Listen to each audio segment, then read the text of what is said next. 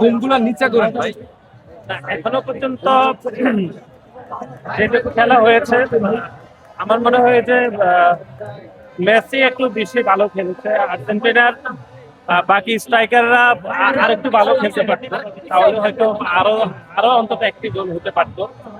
তো এখনো পর্যন্ত ভালো মনে হয়েছে। আর এমনিতে আফ্রিকার প্রতিটি টিমই আসলে খুবই শক্তিশালী। আপনারা জানেন যে ফুটবল এমনি যে শক্তির খেলা, সেখানে আফ্রিকার প্রতিটি টিমই শক্তিশালী। মরক্কো যেরকম ওই দিন ভালো খেলেছে, আজকেও আলজেরিয়া খুবই ভালো খেলেছে।